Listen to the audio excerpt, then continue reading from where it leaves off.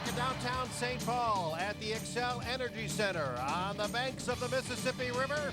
Inside, two of the best teams in college hockey, two of the greatest rivals in the 2005 Red Baron WCHA Final Five third place game. North Dakota and Minnesota here on FS10. Hi everyone, along with Mike Greenlay and Doug Woog, I'm Frank Mazzacco. Third place games very often, Doug, have a personality all of their own. And this one has a little extra. It's green and white against maroon and gold. As border towns, border cities, you know, they don't like each other, but they respect each other, and they will compete. No trophy on the line here, folks, but some national implications to this game. As we look at the pairwise rankings this morning published by U.S. College Hockey Online, we see Minnesota in a tie for fourth with Cornell. The Golden Gophers certainly want to be in the top four to get a number one seed. North Dakota at number 9 has the potential of moving up a little bit in the bracket, but probably those clubs look like they're going to settle at about 4 and 9, give or take a little bit. The committee will decide tomorrow morning. Certainly both teams lost and came through many disappointments both on and off the ice yesterday. But among the big players who can and will step up again today, a big defenseman like Nick Fuhr for the Fighting Sioux. Well, he is 6'2". He's one of the NHL style and large guys back at the blue line, but he does carry some offensive skills. He got 6 goals, 17 assists, and is the leader offensively from the blue line for the Fighting Sioux. Personalities play a big role in third place games, and for Minnesota, they will look to goaltender Kellen Briggs, who was their star for a long time before being injured and missing the last 7 games. Doug, he can carry the mail for him. Yes, they were comparing him with Robbie Stauber, if you remember, back in January. And then it was a little bit of a slide, but when he was playing really well, the Gofers rode that great goaltending for an establishment of a strong start. So he'll probably get back. He's got the 2 fingers taped today, but he'll be back. He'll be eager to play. These teams met only twice this year, a rather physical meeting at the Ralph Engelstad Arena. It can be physical again. We'll have the face-off in a moment. One more welcome back to the Xcel Energy Center in St. Paul. Mike Greenlay, Doug Woog, I'm Frank Mazzacco, and our Wells Fargo starting goaltenders. First start with Jordan Parisi, the sophomore from Faribault, Minnesota, will be back in the nets after playing Thursday night in the victory against Wisconsin. He had yesterday afternoon off in the loss to Denver, and now Parisi back in. He has been a mainstay for them second half of the year. Kellen Briggs, with 19 of Minnesota's 26 wins, will be in the nets for the Golden Gophers, and he carried the mail for them during much of the year. And we'll talk more about goaltenders in a moment. The lines tonight, Anderson's look at the lines, Doug. Anderson windows. Well, I like this line here. Rastislav Spirko, Travis Zajac, and Drew Stafford. Okay, Minnesota was going to have to rely on their number 1 line, and that'll be Mike Howe. Okay, he's going to be in there ready to go. Patolny and Danny Ehrman, Ryan Patolny, that will be Minnesota's number 1. And the adjustments to the Minnesota lineup, as you look at our referees, the referee today, Todd Anderson, the assistant refs, Tim Swader and Butch Mousseau. Tyler Hirsch not dressing for the Golden Gophers, as Don Lucia puts it, a coach's decision not to play the Minnesota junior. Well, Frank, yesterday we entered this building, and it was just a little flurries. We came out, and there was 8 inches of snow on the ground, so maybe either it snowed like heck or we were here a long time. Health Partners Series history goes back a long ways, back into the 40s, with the Golden Gophers leading 124-113. They have a 10-9 record in playoffs, but tied at 2-2 in the Final 5, with Minnesota winning in their last Final 5 meeting, a dramatic, emotional championship game last year here 1 year ago. Quick shot goes high, hits the netting. We'll get a stoppage 14 seconds in. I tell you. Time for the Star Tribune scouting report, Doug. What do you see for both of these two schools? Well, North Dakota stayed fresh, short shifts. It's their 3rd game in 3 days. Minnesota answered the physical challenge already. Goligoski got popped. He may not even be back. North Dakota, Minnesota, power play prowess. Both of them have to score on the power play. Otherwise, they could get beat. If there is some good news about the schedule for the Fighting Sioux, is that at least they've had 24 hours off, having played yesterday afternoon, instead of the turn. The turnaround for them was Thursday night to Friday afternoon. That was a tough one. Here's Parisi making a tough save on a shot from up the middle from Ryan Patolny. It bounces at the line. It's pushed to center ice. And here comes Rastislav Spirko into the Minnesota end. Spirko in the corner as Stafford looks for the puck.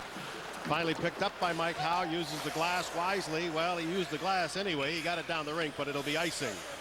Still in the first minute of play. Well, the boys from North Dakota put the big scorers, except for Colby Genoway, in one line. Drew Stafford, Travis Zajac, and Rastislav Spirko are on the #1 line, and they're going to have to score. Sioux are going to win today. We also failed to mention that Nate Hagemo not dressing. That also that would be an injury status. That that shoulder of his just not right and needs time, so he's out. But the other issue, which has just developed in the first shift of the game, is that Alex Goligoski went off the ice. May have been shaken up a bit. So right now, Minnesota with 5 defensemen out there. Not on the ice, of course, but on the bench and on the ice. Out at center, P.J. Atherton playing it ahead. Stevens getting it to the line. And finally flipped out to center ice by Matt Jones. Jones back to pick it up in his end. The Fighting Sioux were 3-2 winners Thursday over Wisconsin, just to get you up to date on those 2 scores, and lost yesterday 2-1 to Denver in overtime. A couple of one-goal games and rather tense. Nick Chucko in the corner, and he's checked there by Matt Smaby. Colby Genoway, the leading scorer for the Sioux, to shoot it in, and out of the corner, Kennedy goes after it. Brian Kennedy. Chucko after it, and he takes a bump on the play from Eric Fabian. He was among the walking wounded yesterday for North Dakota. Shaken up a couple times during the game, but was able to come back and play. And out at center, bumped off the puck and knocked down. That was Chucko. Right now, the Gophers have not given a hit. They've taken 5, so they're down 5-zip already in hits. Yep, got one there. From center, it's played in by James Mason, and Griggs trying to paddle it away. Back to Andy Schneider, who shoots it wide, and Atherton back behind the net. All the way around to the far side, where it'll be blocked there by Scott Foyt, sophomore defenseman from Andover, Minnesota. Foyt, number 4, playing it into the corner and going after it now. A centering pass in front, intended for Quinn Filling, but it missed. It hit somebody's skate. Now it's played out of the zone by Jared Reinholtz, and playing it back to the line. Now here's Atherton.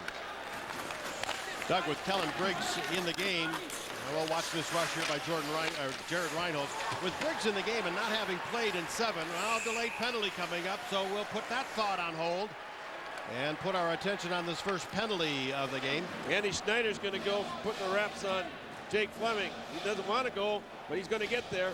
A little assistance from the AR. Tell you, Sioux have come out a little bit surly, which doesn't surprise me. Not dirty, but surly. David Haxall doesn't think it was a good call. You take a look at it. This is Jared Reinholtz here. Whoa! Oh, yeah, that's a slash. I don't think that's too hard. It was Jared Reinholtz rather than Jake Fleming who took the wrath there. So, the first power play of the game, Minnesota shut out yesterday by Colorado College. They were 0 for 5 yesterday in the power play. Regents Hospital will give you a look at the critical numbers. The Gopher power play at 22% coming in, 49 power play goals for them, and an 86% kill rate for the Fighting Sioux. This is an interesting call here. Minnesota's Howe is going to go for 2 minutes. I actually thought it was Matt Jones. He took a one-hander over the top, so I missed the first penalty, caught the second one. Anderson, the referee, is going to try to keep wraps on this. You let him play physical, but not abusive. It's a holding the stick call, Doug, so maybe that's certainly nothing abusive about that. No, maybe Matt Jones took offense to that. Could be. Understandable. Here's Ryan Patulli. So within 9 seconds, we go from a power play to a 4-on-4 situation. Still a 0-0 game here in period number 1. Now Matt Green to center ice for the Fighting Sioux, and he'll throw into the corner. He'll go in after it himself. 4-on-4, and the defenseman takes a gamble. Okay with you? He has to. 4-on-4, he has to jump up.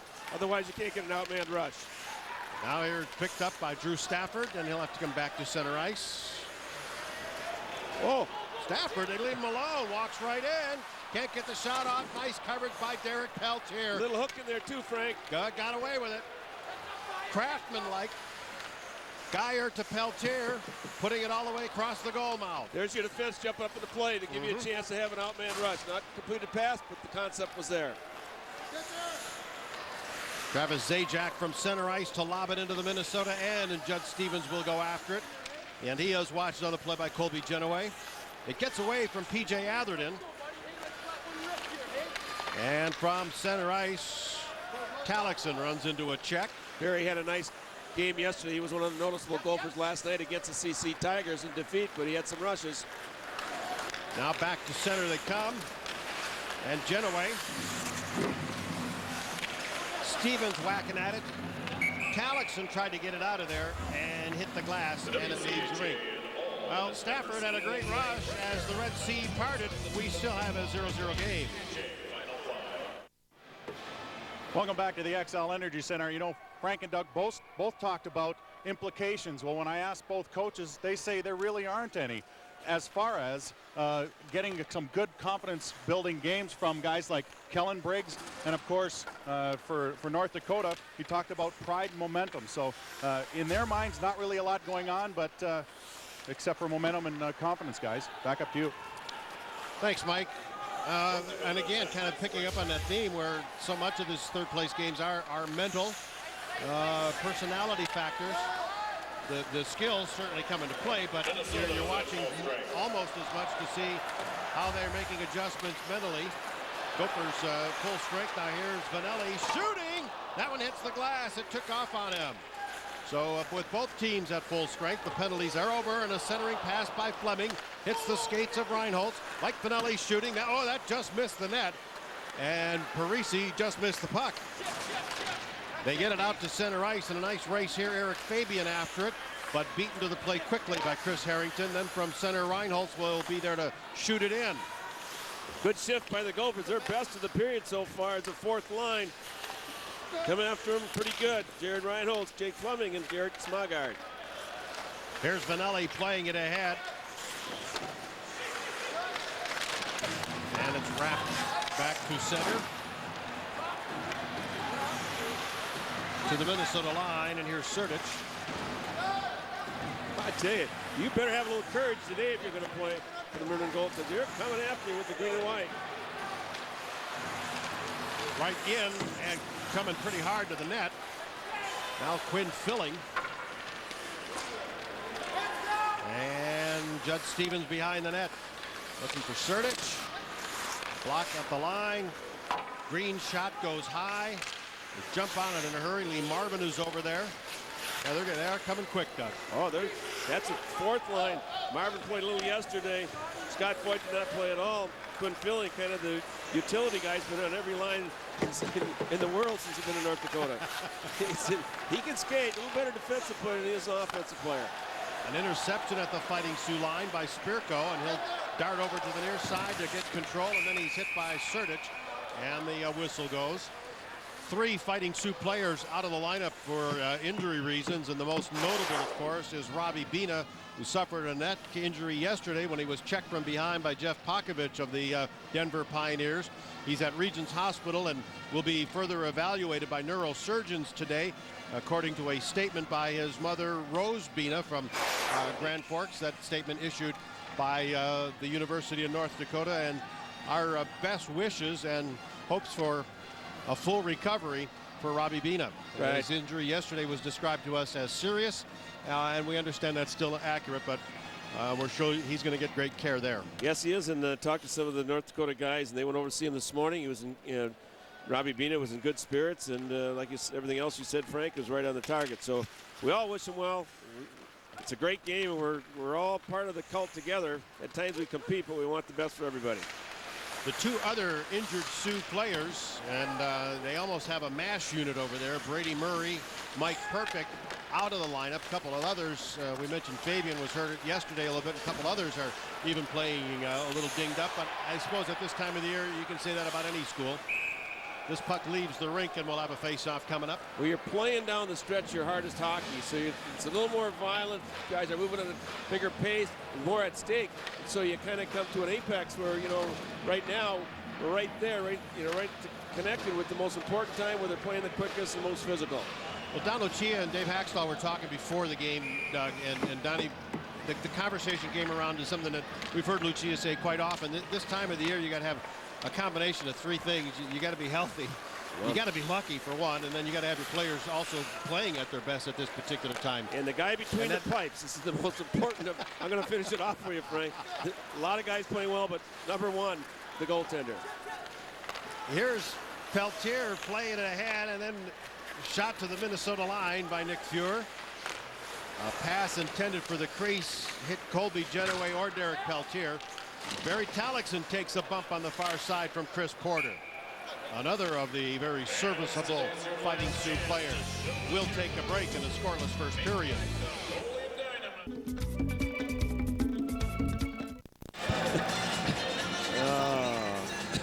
Welcome back. I don't know what rabbits drink, but we got a rabbit here who's been dancing. Our Volvo key stat prior to being shut out last night, the Golden Gophers had not been blanked in a span of 82 games. They were shut out 3-0 by Colorado College, and that 82 games at that point was the longest current stretch in the WCHA. Their previous shutout was by Maine, if you may recall, way back at the beginning of last year at the, what do we call it, the Maverick Stampede at the University of Nebraska, Omaha. Yeah, it was. Jared Reinholtz. And from center, they dump it in. Anybody got the edge of play here, Doug? Oh, definitely the Sioux, no question. Fleming. And it's off the stick of Garrett Smogard. It still stays in the rink as Minnesota makes a change on the fly. If you take hitting as part of the game, they're banging Minnesota around pretty good. Not many shots. Both goaltenders got one save apiece, so it's not electrifying. We're 9 minutes in. Now here's Quinn Philly. Oh, he scores! Quinn Philly! I believe he shot that one from at or behind the goal line. And the Fighting Sioux get a break here. They have a 1-0 lead on their second shot of the game. Well, that dropped over the shoulder of Kellen Briggs. It was a weird shot. It went off a stick. I think the goaltender's stick went up, kind of alley-oop back down the other side of the garage, right into the corner. Here he comes out here. That's Kellen. Quinn Philly will be number 9. We'll eventually have the puck here. That's Scott right here. Now that puck just kind of drops in a weird situation. But you know, they count one when they go in. Look at this. Clearly behind the goal line when he shot. Yeah. And you know, if he's left-handed, you'd see him with a better angle because he kind of pulled the puck in with him. That was a weird goal. 9:23, the goal for Philly, number 3 this year and 25 for his career. Frank, that's a fourth-line unit. It's kind of a master. Lee Marvin, Quinn Philly, Scott Boyd playing together, and that's how it goes sometimes. They got high energy. They just keep banging away. Foyt gets the only assist on that goal out of that scramble to the left of Briggs. Now Spirko gets it in the middle of the rink, and Zajac can't control. It's taken away by Patoli, who fires, and that one's turned away by Parisi. Rolls around, a stuff-in try by Ehrman. Now put right in front for Patoli again. And finally, it's flipped to center ice and grabbed by Vanelli. Patoli, right side too far for Howe. And Howe nearly took it away. Patoli gets the loose puck to Ehrman, who shoots. He shoots, he scores. Danny Ehrman fires it in short side. The Gophers answer in a hurry. After this line had considerable pressure, we're tied at 1. Well, Minnesota's number 1 line finally established some pressure. It may have been Ryan Patoli's best shift in quite a while. And Danny Ehrman, who's been kind of the leading goal getter here the last half of the season, picks up a big equalizer. So you got one from 15 feet and one from the goal line. Watch this, Patoli gets a shot, gets a pass over Ehrman. Danny shoots it in the corner. Little combination of 2 North Dakota kids come back and find the twine. Boy, Parisi gave him a good chunk of the near side of the net to shoot at, but Ehrman looked like he had that shot lined up and was thinking placement as his head was down and he was coming around with a follow-through. Frank, what had to happen there, Parisi had to square up on Patoli because it looked like he may take a backhand pass. And then when he, a backhand shot, when he didn't make the shot, he threw the puck over. He had to move, and he didn't get quite far enough forward to the near side where the puck was. So he got caught when the puck got moved. Patoli and the freshman Howe get the 2 assists. That was 1 minute and 13 seconds after the filling goal. Kennedy right side, and they're offside here in this pass to Maine. Well, they've only played one other series this year, and that was way back early in the season, and the Gofers and Sioux split. But the homegrown boys, Herman, Patolny, the 2 North Dakota natives, had great weekends, combining for about 8 points. And now maybe they have started another great game against the Fighting Sioux. Herman, of course, a Fargo native, who moved to Grand Forks and completed his high school days there.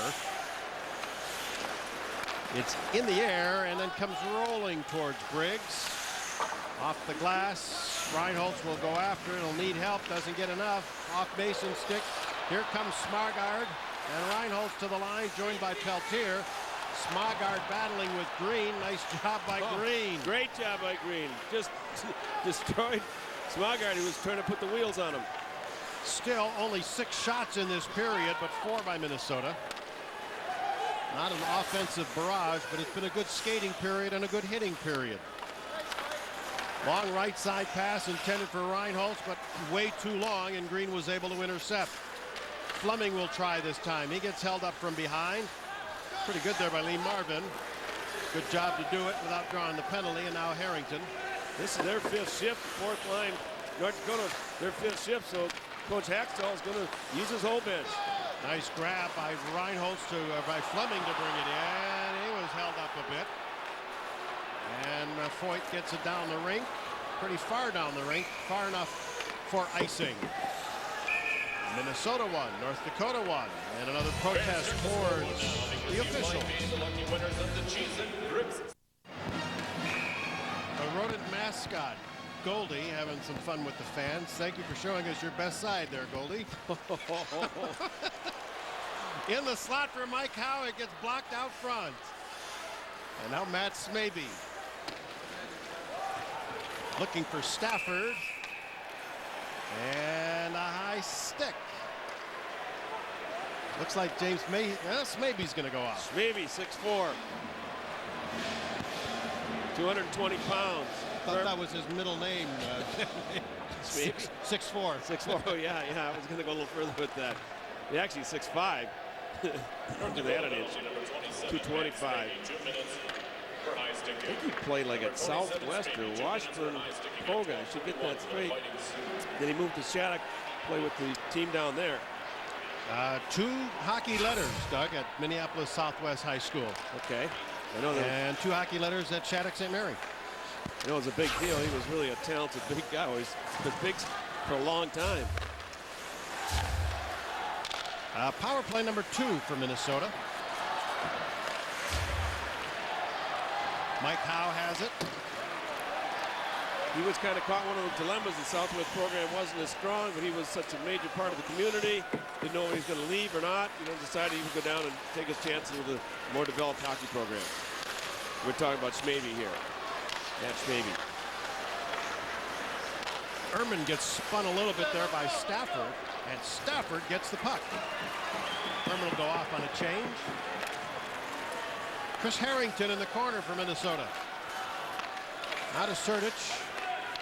And the right side, Chucko shoots it in. Parisi gets a piece of it. It slows it up a little bit. How Chucko and Patolny. Now Patolny with a broken stick. He'll peel off on the power play. Sertich, he'll have to scamper back to keep it in the zone. And Fuhr gave it away to Harrington.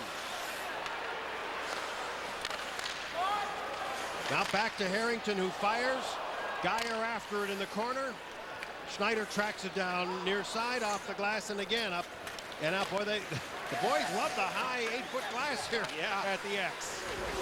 Well, Andy Schneider and Nick Fuhr, 2 of the offensive defensemen for the Sioux, have played really well so far here this period. Eric Peltier, and he's watched by Green. Now Schneider in the corner. They avoid the check, and Schneider, and finally 5 players in there is enough to get a whistle. I'll tell you, that big guy there plays pretty well too. Matt Green, just a monster, 6'3", 225. Big, dudes. I tell you, they take up a lot of real estate. Talixon, look at it. He's 6'4", the two of them together. They'd make a tall ladder, wouldn't they? They would. Leadership there too, Matt Green. They're wearing that thing called the captaincy. Now to Green and around. Peltier got a piece of it, not enough to control, and it'll trickle into the Minnesota end. Smaby will be out in 7 seconds. Here's Geyer. And Geyer got it in, then he got blasted off the puck. Gofers did not get a shot on goal. It's an excellent kill, and I'll tell you, down the middle, a chance for Gordon, and it's kicked out by Parisi. Vanelli. Atherton, and it gets deflected into the near corner. Vanelli after it. Jones is trapped. Kennedy waiting for it to come loose. And Talixon trying to pull away. Instead, it's Mason pulling away from the pack. Can he get around Atherton? Not that time. Quinn filling there as well. Kennedy knocks it around. Mason playing it behind the net. Filling darts to the bench. And here's Jake Fleming for Minnesota. Under 5 minutes to go, first period. 2 goals within just about a minute of one another, and that's all we've got in this one. And the Fighting Sioux only have 2 shots on net. Told you Kellen Briggs hasn't played for the Gophers in the last 7 games, and his first half numbers, he was red hot, Doug. I remember one point we were talking about whether Kellen Briggs was having an All-America year, and then, like his team, his numbers fell off drastically in the second half, only 3 wins. But there's also the other side of that, Doug, is sometimes goaltenders get too much credit for wins and too much blame for losses. Pitchers, quarterbacks, yeah, goalies, coaches. Huh? Come on, you can. Do they get too much blame and too much credit? Yeah, true. Okay. Fleming and Parisi, a nice save. Travis Zajac. Now to center. And at the Minnesota line, Stafford goes after the puck, drops it back. Spirko brings it in. Back out at center. Snyder gets it in. And as it comes now back to Atherton, to Fleming. Very chess-like game here, very tactical. There hasn't been a lot of open room. Have we had any odd man rushes? No. Don't think so. Statistician Mike Vidnovic verifies that. Not a one. Kaufman shot it wide. And now out to center, Peltier. See, now the coaches can take credit for that, Mike. Because the system has to shut down the odd man rushes. Yes, the players have to execute. I don't know why I'm trying to butter your bread here. Yeah. When you win, I think the coaches have a lot to do with it. Yeah, oh, there we go. I tell you, right now, it's kind of a mash word going at Minnesota, too. I haven't seen Alex Goligoski back out there after that first period hit. Exactly. First shift hit, actually, in the game. Some wounded players. I'll tell you, the Sioux have won the battle physically. It's a tough sledding out there for the Gophers. The Gophers can't get on the outside of any checks. They're on the inside of all of them. Now it floats back behind the net. Vanelli goes after it, and at the side, Briggs is there to cover up. And we'll take a break. 2 goals in this game. 1 apiece, Filling and Urban. We told you that the Fighting Sioux got to the 3rd place game with a loss last night, but of course they had the win over Wisconsin. On Thursday night, the play-in game by a score of 3-2. Very tight defensive affair. Here's Howe trying to move his way in. And now Vanelli. Here's Judd Stevens, the captain for the Gophers, shooting the rebound to Mike Howe, and Green is right there to knock the rebound away. Nice job by Howe. Mike Howe sat out a good chunk of this season. Second half in particular with medical issues of his own, which were undisclosed. And is responding nicely, Doug, and I'd say improving with every game. Yeah, he's gotten a lot stronger. He's starting to put a few goals. You know, he's a goal scorer type player. He's not a big hitter. Doesn't flash around the rink. So when he's not scoring, he doesn't feel good about himself. Now he's starting to put the puck in the net. Zajac has it. And as it rolls to the middle, Gino Geyer gets it, fires it to center ice, looking for Howe. It gets deflected to Talixon. Talixon cuts to the middle, sends one all the way through, hoping either Geyer or Gordon can pick it up.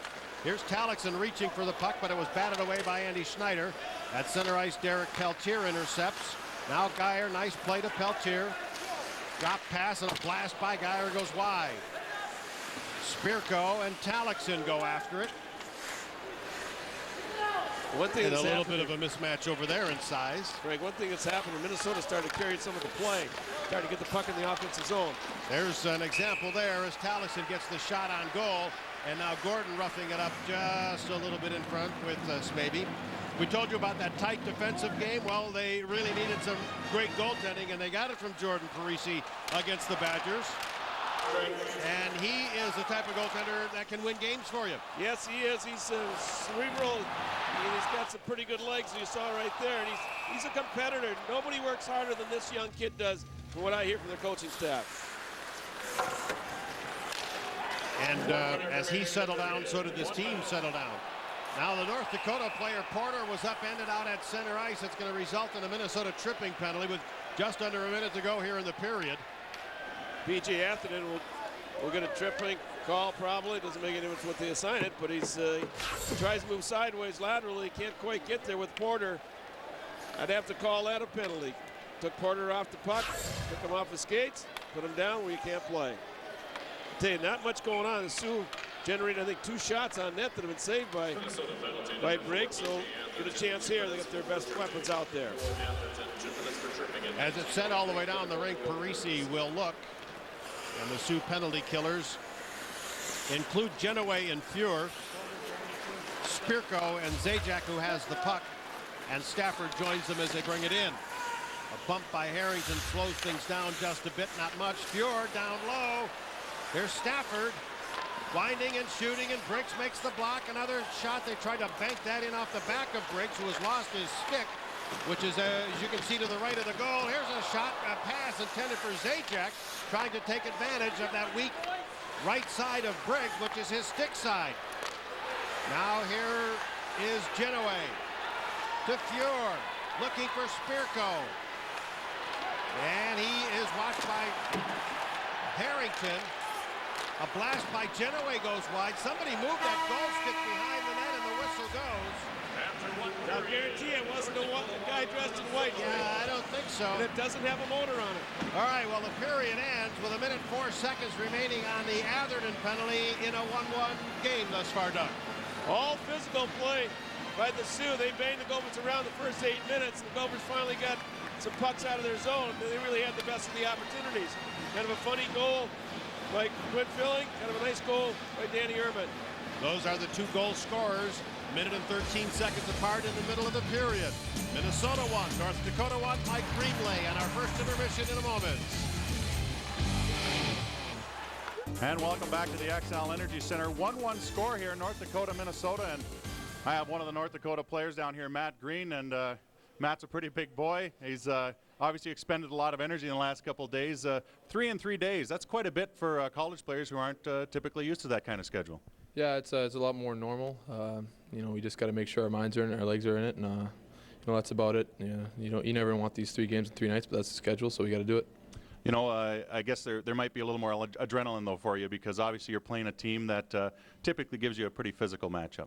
Yeah, I think so. I mean, the Gophers are always a team we get up for, and I think it's the same thing for them. Plus, a lot's on the line tonight. They're playing for number 1 seed. We're playing for number 2, so it's by no means a consolation game.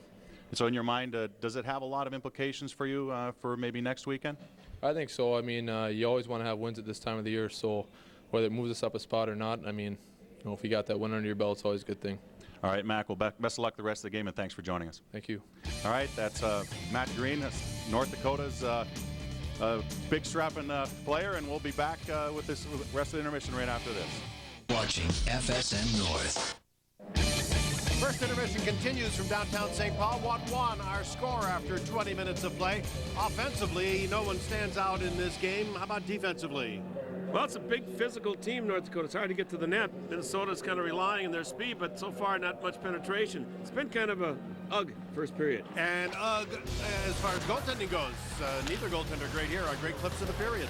But Philly just kind of bouncing one, and nobody knows it's even in, particularly him. But they go up 1-0 to Sioux. It doesn't take long before Minnesota answers. Mike Howe gets involved here, gets the puck over to Ryan Patoli, slips it over to Ryan Erman, and you know what? Danny Erman, scores the 1-1 goal. Red Baron stats after the period, 11-3, a shots on goal edge to Minnesota. But look at the scoring chances. Those are only 3-2. Neither team successful on the power play, but one will carry over for the Fighting Sioux. Hits pretty even, and again, the North Dakota Fighting Sioux have the edge there, 11-8.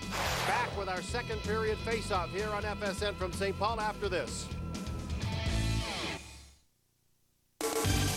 The WCHA Final Five is presented by Red Baron. Classic taste for every appetite.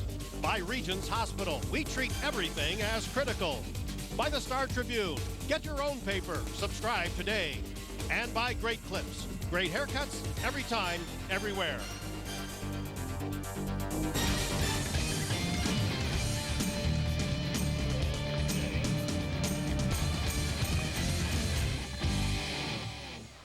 Thanks for joining us on a busy sports Saturday afternoon. Mike Greenlay, Doug Woog, I'm Frank Mazzacco. Doug, you said between periods it was tough for the Gophers to get through the big North Dakota trees. Explain to me this. Why is nothing happening in front of Kellen Briggs? Because they can't get there either. Look at this. This is what we call the key shooting area. Absolutely nothing there. Even though there's a few dots on this side here, you look in the house, there's nothing in the house where it counts. You got to get in front to get shots, and you got to be able to get there and somebody get to the puck. So far, neither team's been able to do that. Okay. I knew I could count on you. You betcha, buddy. The other thing that surprises me is only 3 shots on goal for North Dakota. Yeah, well, they're not an offensive team, and probably the least offensive team the Sioux have had in a long time. I don't remember, what would they finish like 4th from the bottom in total goals? I think they were like, it was a pretty astoundingly low. Yep. Spirko, and a nice stop by Briggs. A nice rush by the Sioux there. Very nice rush. We got a power play going in, after it's still in the box. There it is, up on the board. Now 35 seconds. And when I say there it is up on the board, I mean the big one that we can see. You folks can see the one at the top of our screen a lot easier than we can. In fact, it wasn't even up there, Frank, I don't think. You're here in the arena. Yeah, no, I was kind of wondering what was going on here. A near takeaway by Smogard, but instead it's grabbed by Spirko. He misfires on that pass. And Fleming. And Smogard shooting. And it bounced to center. Well, at least a clean game thus far. Oh, yeah. The Sioux were physical early on, but then certainly weren't out of the rules. Now Fleming, as that penalty has expired, and the centering pass cleanly taken away in front by Jones. To center ice and Stafford. And into the corner. Stafford had a nice game yesterday. Now Howe shooting, and he flipped that one, I think, maybe off of Parisi's glove and then the glass. Nice wrist shot by Mike Howe. He come in with Erman and a 2-on-2, and he let it go. A quick shot again, this time by Erman in front from about 20 feet away. Howe to the line off of the skate of Peltier to center. And a little more of the offensive play going in Minnesota's direction here. I think here's Patoli on a delayed penalty. He got clocked again after he shot. A little more offensive ebb and flow towards Minnesota. Started gaining maybe about 10 minutes or so into the first period. Exactly, Frank. They had nothing, 2 shots until that point. Now Chris Checo is going to do all he can to stop the offensive production by picking up a penalty here. Didn't look like too bad a hit. He made it come from downtown St. Paul down the Wabasha Bridge, but other than that, it looked pretty good. Chris Checo, young fellow from up in Canada, come by Salmon Arm. Where he was teammates with Zajac. The #1 draft there for the Sioux. He's been kind of noticeably unnoticeable here so far. Yesterday he was great in every aspect of the game. Face-off, front of the net, defensive coverage, taking shots, taking tips, but today it's kind of a no-show. Zajac went 20th overall, picked by New Jersey, and then 4 picks later, Chucko by Calgary. Two different kind of players. Chucko's going to be an up-and-down winger. Zajac's going to be a good defensive combination offensive center. One key element to the game. I know we have a power play going on here, but we'll keep one eye on that. A key element of the game that Chucko has had to learn coming to college out of junior. You can't throw a punch here. Yeah, no, not very many. Not if you're going to play many games anyway. Play tomorrow, you go through that today. Here's Fuhr. I know before he made his collegiate debut, there was a piece of video that got transferred around the internet pretty good about a little duke him out he had in his junior days.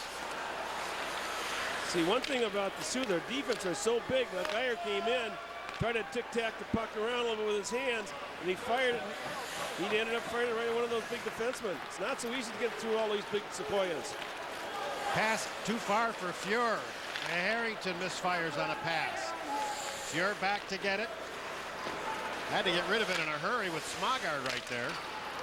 Now Harrington shoots it in. Delayed penalty on North Dakota. We've had more of these delayed penalties, Doug, and I'm sorry to say I don't think I've seen a penalty here this afternoon. I've seen one, but I didn't even catch that one. I don't mean he's making bad calls. No. They're just happening away from the puck. And that's kind of a typical thing in a game like this where, you know, it's kind of nobody wants to be in this game, really. They want to be in the one tonight. Oh, that's a really good high stick by Fuhr. Yeah, he got it up classic. there. It's okay for him. It's not so good for Smogard. Oh. Or in that hockey stick around your throat. Ooh, nice draw. Perfect. Here's Harrington. And in the circle, it's batted away, taken away by Patali to Erman. To Serdich, shooting just wide of the target. Patali goes to pick it up. Green pins him to the rail. Erman gets a delayed penalty again coming up here. Did Green hold on to him too long? Wow, he did by me. Oh, they call it a slash. He's going to call it a slash. You see what happened to the stick. Busted up. Danny Erman having a good tournament so far, probably the best of the Gophers. Ryan Patoli showing up tonight much better, and I tell you, Andy Serdich's been dropped back to the point for the Gophers because Goligoski hasn't played since the first shift. Kind of a valuable player for the Gophers. He plays left wing, but has actually played as well, if not better. There's a lot of things going on here, folks. There's a, you know, that's a legal push there. I think he slashed him coming up the rink just as that a replay started, just the very first few frames of it. Anyway, it results in a two-man advantage for the Gophers, potentially for a total of 1:41. We'll see how they attack this. Once they get set up, are they going to go across the top, then go down below? Watch and see what happens. Harrington, Serdich, Howe in the crease, and now to the near side. So you saw it was D to D and then down low.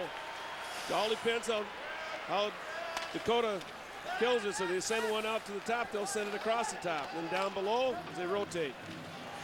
Game tied at 1. Serdich gains the zone. Here's Erman in the corner. Up the middle for Howe. Glove catch by Parisi. That's a dandy. You think he knew what he looked like? He was looking the other way. What a save. Mike Howe showing his quick release. Gopher fans are getting to see more of what he's going to do in the future. Boom, quick release. Oh, he snared it and brought it inside, I see. Yeah. Okay. Yeah, he saw it all the way. Yeah, he was. Our McDonald's gold can gives you the perfect look at that one. I like that when they snapped him. And that was going to be in, too. That wasn't wide of the net. That had a chance to go. So great save by Mr. Parisi. Here's Geyer to dig in. 56 seconds still on this two-man advantage. Geyer, Talix, and Kaufman up front. Peltier and Vanelli, the pointmen. Zajac is killing it off along with Jones and Schneider. Very good. What is this, a UN debate going on there or a comedy routine? It looked like Butch Mousseau was getting a pretty good laugh for a moment. Peltier walking and shooting. Big rebound. Vanelli gets it. Quickly to Kaufman. Peltier the one-timer, and the rebound hopped away from Geyer. Different power play by the Gophers. It's a 2-3. Two guys on top, one on the right front of the goal. one off the dot, one off the other dot.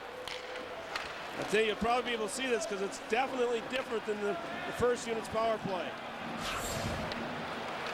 Okay. Boom. Tell you what, that was pretty nice puck movement. Is it different, Doug, because it's 5-on-3 or because the second unit is out there? Because the second unit's out there. You don't have quite as slick as shooters, not quite as slick as passers. You go a little more to the gun. Peltier. Howe. Peltier. Wrist shot. High. Boy, he leans into it nice. Here's Peltier again. And it's finally forced to center ice for the Gophers recover. Peltier. Howe gains the zone. Threw it up the middle. The Gophers get a bounce. Benelli throws it across. Here's Howe to Peltier. Back to Howe. And Peltier. And another penalty coming against the Fighting Sioux. Oh, and every slash he sees. Here's Benelli going down low. That's tipped by Rory McMahon. And with 15 seconds remaining on the Kennedy penalty, there'll be another Fighting Sioux player going to the box. Quite a parade here. Well, he's not going to stand for chopping, and the Sioux's got to figure that out. Rory McMahon, one of the good two-way players for this hockey club. 7 points last weekend. Right along the rail, you'll see the whack. Here it comes. I mean, it's not very concealed. Yeah, it's no subtlety involved in that play, I think. 5:46 the time of the penalty. Here's Harrington. Gordon to Harrington. He shot it high. Howe gets it. Ehrman is the middle man here for Minnesota. Kennedy out of the box. A shot and a goal from the far side. Mike Howe. Boy, did they move the puck, the Gophers, on that one. And the Sioux have got themselves in their own jam right now because they've been lacking a little discipline with the sticks. Well, that puck got moved around diagonal. That makes it a lot of movement for the goaltender Parisi. It goes from one side of the rink to the other. Here it is, goes back to the, look at, now across the rink again, boom. He's got to move from straight on to the left side. There, nice pass by Harrington. Gordon pushes it over to Howe in front where Ehrman's standing. Look at the goalie, how he has to move. That's how you run a power play, folks. One-timers off the shot, one-timers off the catch, and you get the goalie moving. He's got to adjust to where that biscuit is. He can't always get himself set. Excellent, excellent job. 6 of the year, 6 of the career for Mike Howe. Penalties now all expired after Fuhrer, Kennedy, and McMahon had successive penalties and long periods of time of two-man advantage for Minnesota. Frank, just think of the goaltender now. Parisi, he's got to do all that movement, plus he got trees in front of him. Yeah. You know, that's and that's why they want you to move across the seams in that power play and make that goaltender work. Now here's Fleming putting it up the middle for Atherton. That hit a fallen body in front of the net. And Fuhrer, the defenseman, leads the rush for the Fighting Sioux 3-on-2. Gains the Minnesota zone, but no further. And in the crease, and a scramble, a backhand here by Mason. And then Atherton will be taking a prisoner there. And he's going to the box. I think that's a matter of the calls going against the Sioux. All right, back in a moment. Welcome back to the XL Energy Center. Mike Greenlay here with the Vice President and General Manager of the XL Energy Center, Jack Larson. Jack, I guess if you play the games, they will come. You've had a lot of hockey here at the XL over the past month. Yes, we sure have, Mike. We had the high school hockey tournament a couple weeks ago. We did a Houston Arrows game. Our farm team with the Wild played here, and now we have this great tournament, the greatest hockey, college hockey tournament in the country. You know what, Jack? We're going to send it back upstairs to Frank and Doug, but stick around because we're going to talk some more. Guys? Mike, thanks very much. Keep him there. We got a power play here going now with Atherton in the box. The Fighting Sioux with 2 of their 5 shots on goal on a power play. This one does not reach the net. And now here's Stafford behind the net. And over to Fuhrer. Back at the line, Kennedy. I'm sorry, Genoway. Nice pass over to Fuhrer and off his skate, and then he wraps it across the rink. Stevens can't get it past Spirko. Kennedy in the corner. And back in the corner, here's Spirko again. Stafford nursing it around. Fuhrer. Kennedy, Genoway. And dumped out of the zone. When that puck stays on the rail, it's a penalty killer, I'll tell you. You can't get it off the rail, then you can't make direct passes or one-timers. Puck shot all the way down the rink by the Gophers, coming up on a half-minute left on the North Dakota power play. Their fourth. Ahead for Filling. Nice job by Vanelli to stay in front of him, and then a good support there from Sertich. Reinholtz, and it's bouncing on him, and Filling can't control the bouncing puck. Back to Peltier. He'll eat up some time. Over to Vanelli. They close in on him. That was Chris Porter, and then Vanelli gets rid of it. Nice killing job by the Gophers. The last 40 seconds have been all theirs.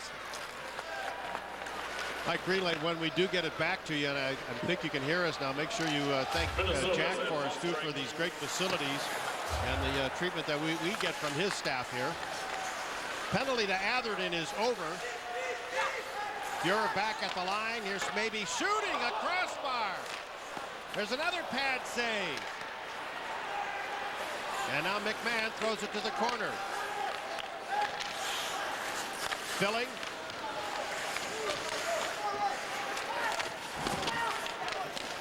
Up the middle again through the crease. Right, great work by the Sioux. That line of Filling, Porter, and McMahon.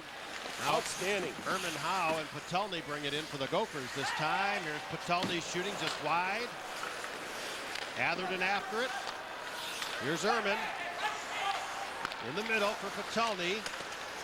Shooting. A save. Howe's knocked down. And another North Dakota penalty here.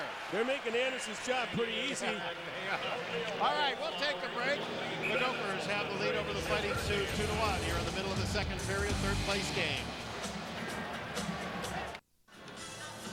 Welcome back to the beautiful XL Energy Center. I'm still with Jack Larson, the man who gets to run this beautiful building, and I know you guys do hockey very well, but you do other events well too.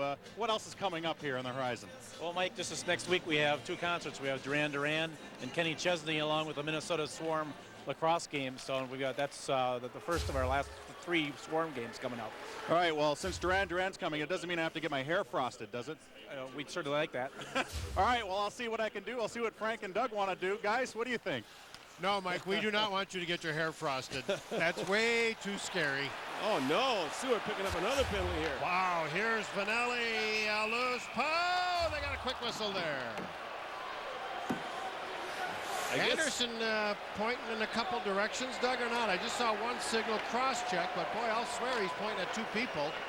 Was there something that went on after the whistle? I bet it is. He's even things up here. Herman was down in front. Actually, Chucko, I think, might have been the... I'm pretty sure we got one aside here. Green's going for the green and white, and Chucko's going for the maroon and gold. Little action. I tell you, we're just chatting here during a break. This may be a little bit of a blessing in disguise for the Sioux. If they, when they play next week, they may not get referees that are quite as lenient as WCHA have been with the rules. And so, it's a little harder. It's the 3rd game, so you don't have your mind quite as well. But you got to hold back those sticks, or you're going to get called. Well, he took a little bit of heat a couple of weeks ago. Here's Patelny shooting high, and it hits the netting for mentioning the disparity in penalties across the leagues, particularly in the CCHA, where the numbers are up significantly there this year. But fact of life is that in the NCAA, if you get a CCHA ref, very likely they're going to call it tighter. Yeah, you don't turn them down. They assign them, you take them. Yeah. Although, in all fairness, too, I think, Doug, good lesson for the Gophers, too. To see how this can be called tight, even though they're not the ones getting most of the penalties here. No blade on the stick in front. The defenseman doesn't have a blade. He's got to drop the stick. There he did. That's Schneider, and they'll give him time to go get a new one by dumping it down the rink. Anderson played that, excuse me, Frank. He played it like a gentleman. He let him have that no blade for quite a while. Here's Howe trying to play it ahead.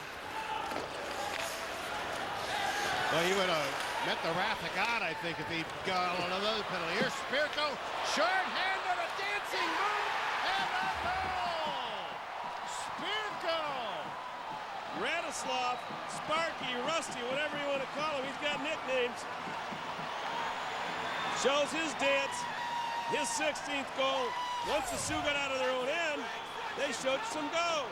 Filling again involved, he's had a heck of a game. Big shot, drops to the fence to his knees, beats the goaltender.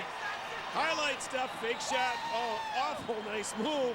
Comes in, slips it by Briggs. Briggs gets kind of out in the ocean. Near no land there. Wow, poke check and a miss, you're in trouble. Oh, he liked it. Well, just yesterday we were talking about the lack of shorthanded goals across college hockey. Yeah. And Spirko lights up downtown St. Paul. I know he was listening to us, Frank. We were motivation for him. High motivation. What a nice move. Wonderful play. 2-2 game.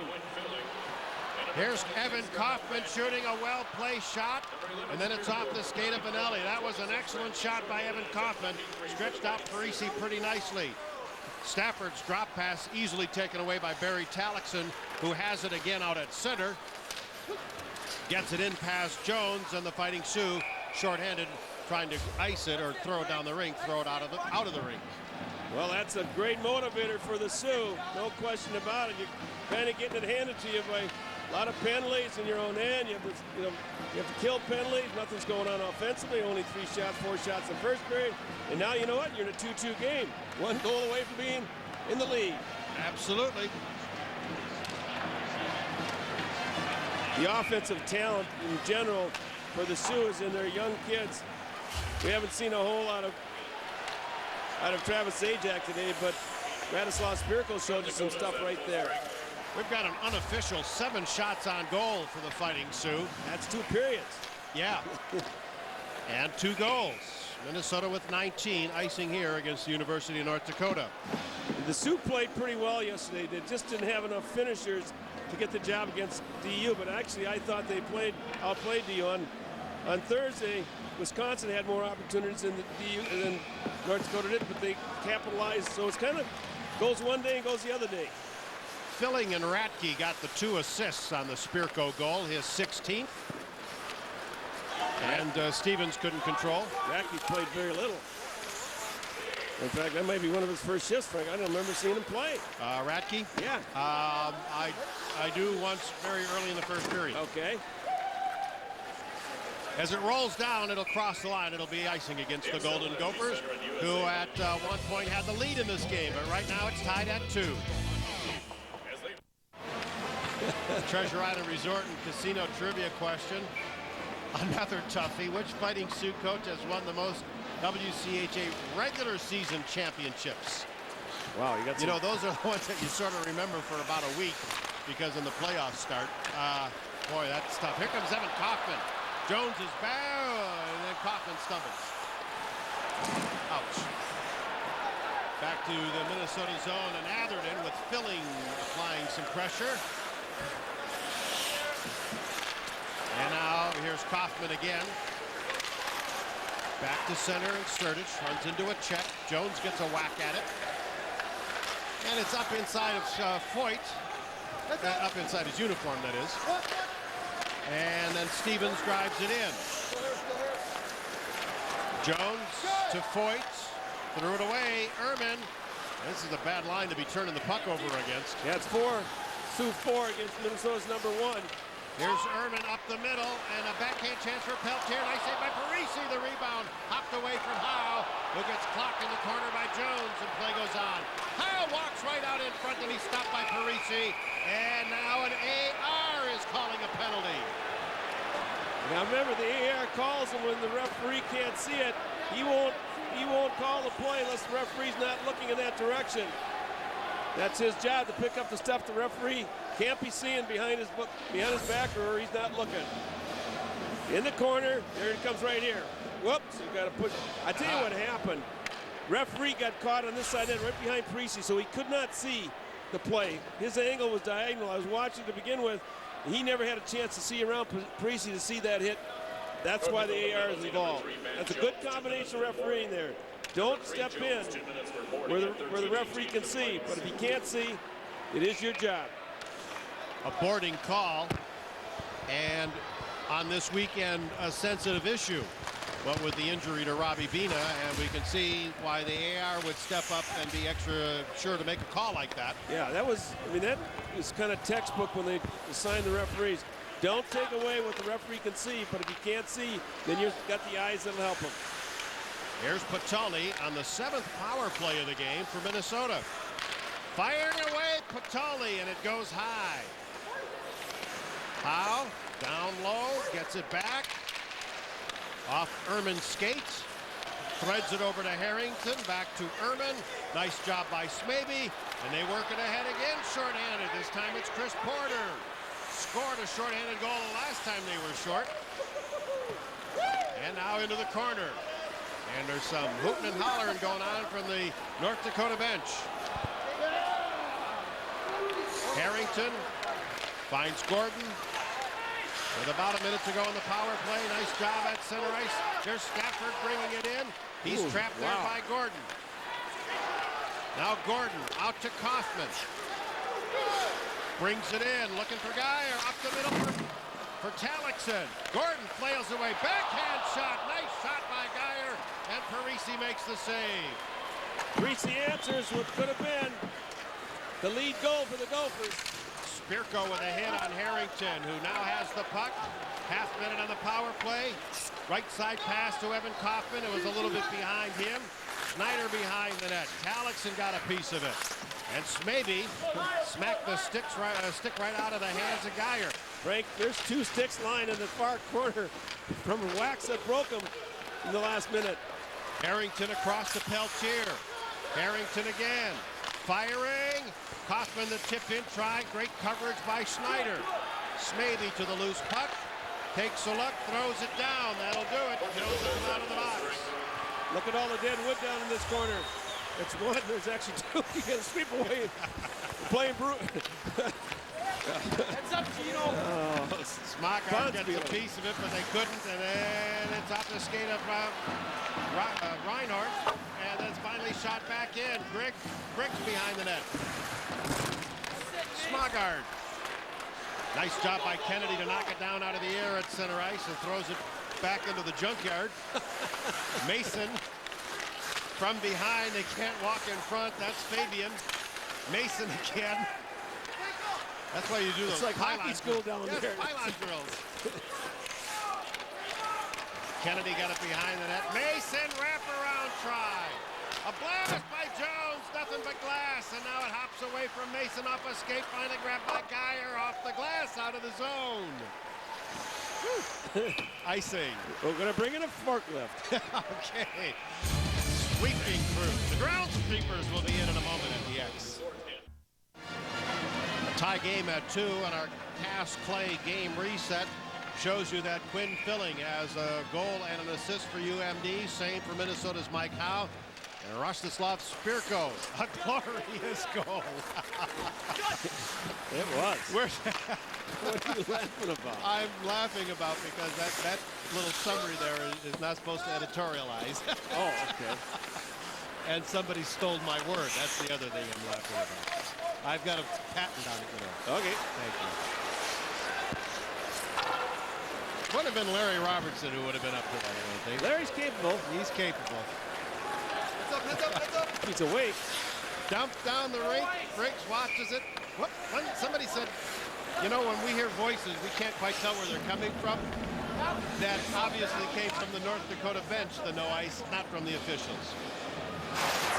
The park board bulletin board for today. Here's what we're looking at. A championship game between Colorado College and Denver. 2 great Rocky Mountain schools. Splitting 4 games this season, they did. And tied for the regular season title. Co-champions. Game on. You bet. And then after that, a flight home. Together. Yeah. Won't that be cozy? We'll talk more about that. Here comes Spirit. Whoa, had his wheels taken off from under him, I thought. And no one's going to call that. Frozen puck. Okay, 2-2 game. Should I finish up? Yeah, go ahead. Those 2 schools, Colorado College and Denver, chartered a plane coming out here. Right. We'll take the same charter back. I don't know if is there going to be first-class seating for the winner, you think? Oh, I coach for the losers? They won't even talk. I mean, there's rivals, BU and BC. Uh-huh. BC, BU, and Maine.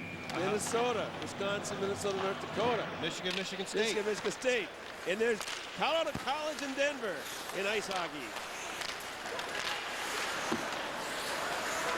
It would be fun to have a weekend off during the year on the weekend that they're playing to be able to go out there and see them. Good rivalry because they do home and home. So it's one in Colorado Springs, one in Denver. Oh, they get after each other. Yeah. Smogard gets it off the glass to get it out at center ice. Wow. 7 shots on goal for the Sioux. Doug, they're not playing a trap style, are they? They're just... Oh, they had so many penalties, they just couldn't get out of the... They didn't get much going in the first period. They hit everybody, but they didn't make any puck plays. Filling pass cleared away by Peltier, and it's out at center where they've just started to change their D. Benelli went high to knock the puck out of the air. Throws it into the right wing corner under 2 minutes to go here in period 2. A goal apiece in the first period, a goal apiece in the second. Smaby will go back for it.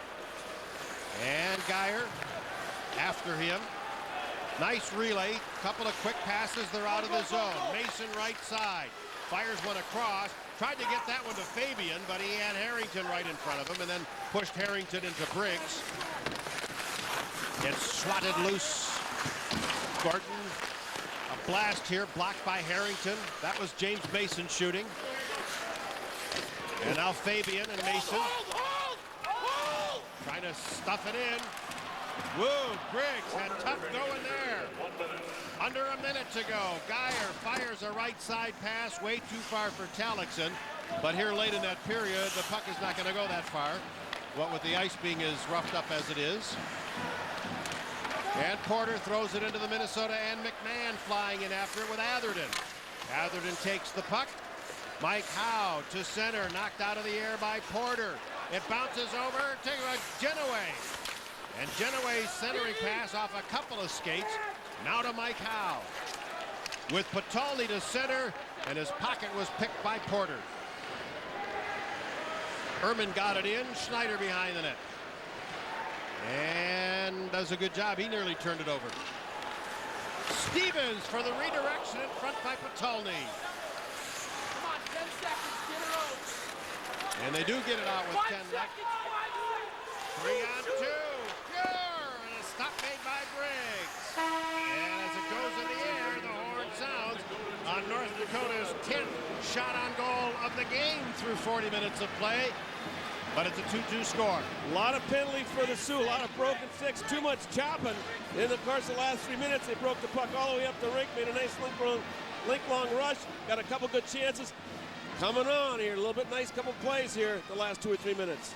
But we're coming up on their 9th period of the weekend. So we'll see how that unfolds here as we get ready for the 3rd period. Mike Greenlay will take us through our second intermission in the 3rd place game in St. Paul.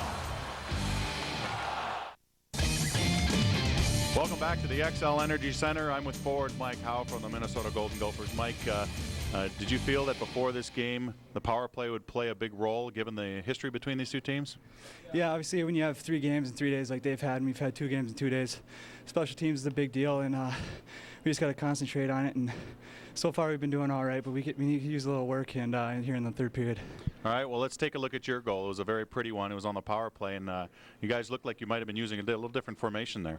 Yeah, we set up into an umbrella there, and we were trying to hit the seams. And Harry made a nice pass over to Gordo over here, which left the high seam open. And I was fortunate enough to get it through his 5-hole off the one-timer. All right, well, nice shot. Thanks for joining us. Best of luck in the 3rd period. Thanks a lot. All right, we'll be back with more of our second intermission right after this on FSN North. Hey, you think the North Dakota players are tired? Imagine their fans. They've gone through 8 periods plus of hockey. A little bit of overtime last night, but yesterday afternoon, but not much. A 2-2 game, Doug, and one thing that I'm glad is that it's a fairly well-played game here for a 3rd place game. Yeah, it is. There's a few penalties been taken with the slashes, but other than that, I mean, they haven't run each other. They haven't been, real nasty. It's just a little frustration. But you know what? The guys are back even here, 2-2. It'll make for a good 3rd period. Let's just say that our great clips of the period are glorious and go to the highlights. Okay, Minnesota picks up a power play goal. Mike Howe gets it to Chris Harrington. Chris Harrington puts over to Ben Gordon, and a one-timer by Howe puts the Gofers up 2-1. Spirko! Oh, Spirko! Here he comes, Spirko. Number 11 takes a shot. Not too bad. Little deep. Oh, Briggs isn't even close to that one. As Rastislav. Look at this big draw. Norris Harrington. Oh, I tell you, that's what you call undressing a D. Great play. Red Baron stats after 2 periods of play, a tie game at 2, but only 10 shots on goal for the Fighting Sioux. Scoring chances 7-4 in favor of Minnesota, who's only 1 of 7 on the power play. The Fighting Sioux have given them plenty of chances. Look at that, almost 9 minutes of power play time. All right, we go to the 3rd period. I think the key question mark here is mostly North Dakota, 9 periods of hockey in a weekend. Yeah, it's the 9th versus the 6th. That's an awful big deal. But, you know, they got a lot of big bodies that can sustain themselves for a long time. They need a couple breaks, though, because they don't have as much offense as Minnesota has. And Minnesota's side? Well, they're fresher. They got a little more speed. They got a few more guys, especially defensively, who can help out on the offense. So this will be maybe a test of goaltenders at the very end. All right, we'll have our 3rd period face-off here on FSN after we take this time out in the 2005 Red Baron WCHA Final 5. The WCHA Final 5 is presented by Red Baron, classic taste for every appetite. By Health Partners, delivering quality care and service throughout Minnesota. And by McDonald's, I'm loving it.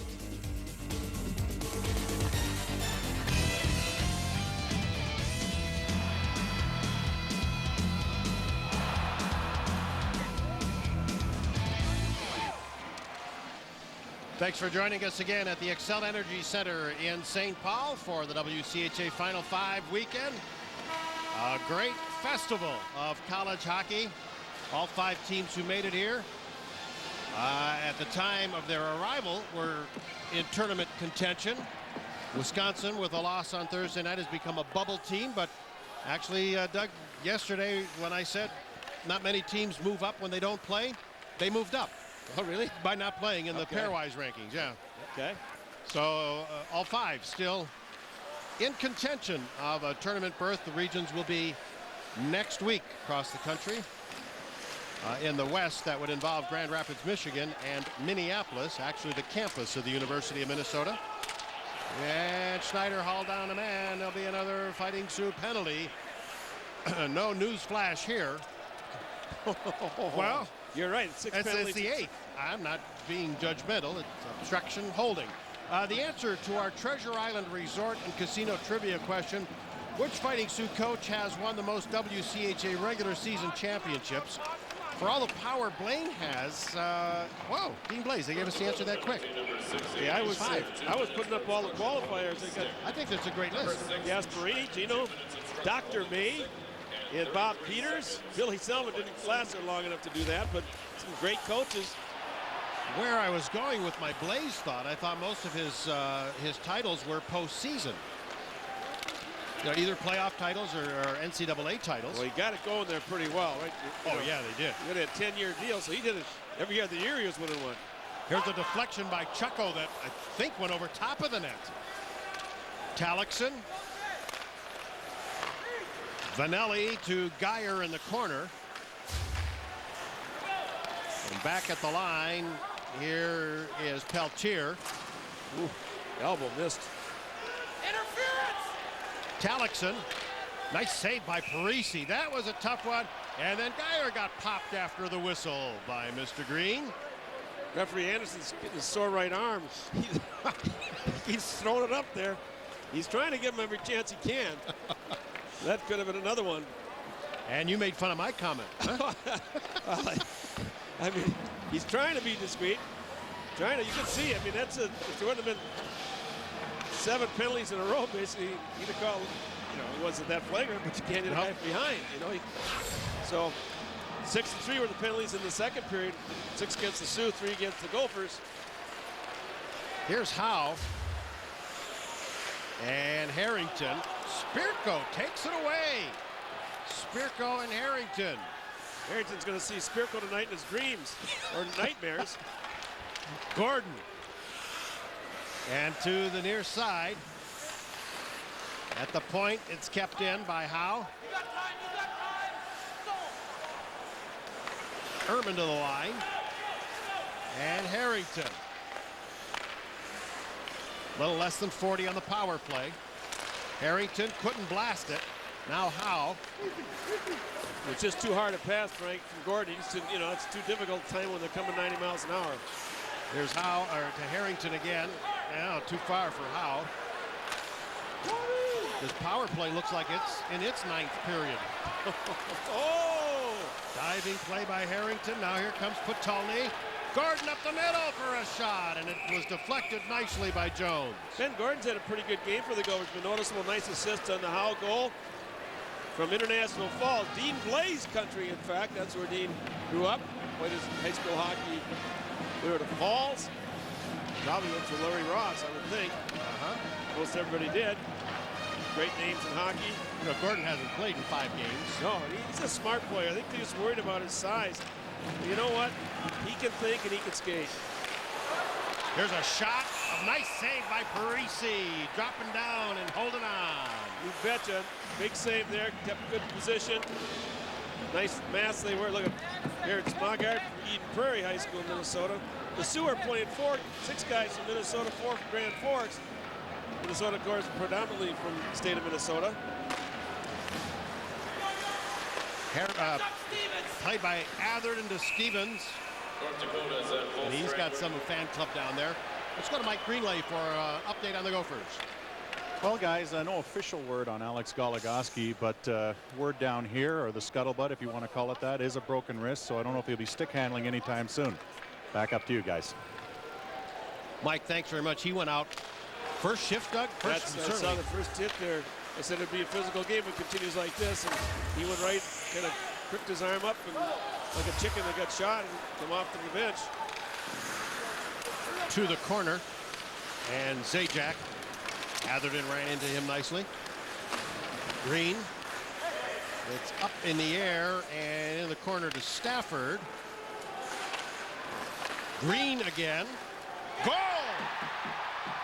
Screen in front, and the Fighting Sioux have the lead for the first time in the game on their 11th shot.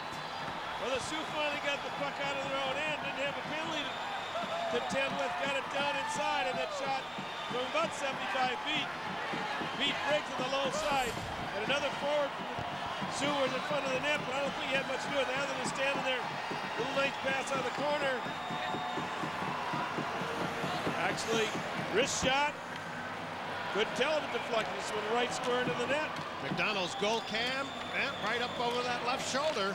But you're right, can't tell if it deflected there either. But he was definitely going down, and the shot was coming up.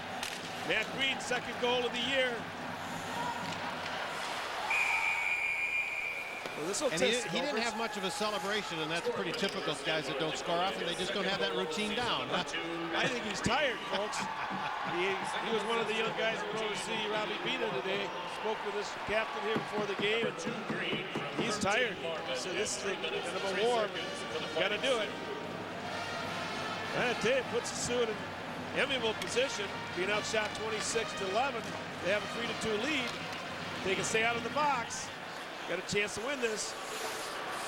3:03 the time. Marvin gets the only assist on that goal.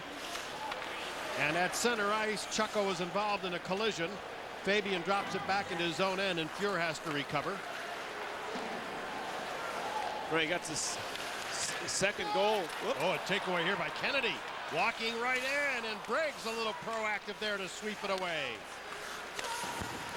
Schneider shoots it around. Kennedy the catch behind the net. And as he's tied up, the puck comes loose. Chucko forced by Kennedy. Fabian trying to get a loose puck, and he's covered by Sertich. I'll tell you, it's the 2nd goal by the 4th line, so to speak, involvement anyway. Kyle got involved in Scott Foyt got involved in the 1st goal. There you got Lee Marvin. These are 4th line players. Quinn Philly starts out in the 4th lane. He's got a goal and assist, so we're worried about, we put up who's going to score. We had Minnesota's #1 line. We have the #1 line for the Sioux. What happens, the 4th liner picks up the big goals. Well, they're spreading their points out pretty good throughout the lineup, Doug. Out of their top line, the Porter, McMahon, Genoway line, the only point they have this weekend is the power play goal by Genoway. And that's it. The rest, 14 other players have points. Back in a moment. We're back at the Xcel Energy Center. Tony. Yo, bro. We're talking about North Dakota scoring their points, their balance. 14 players with points this weekend.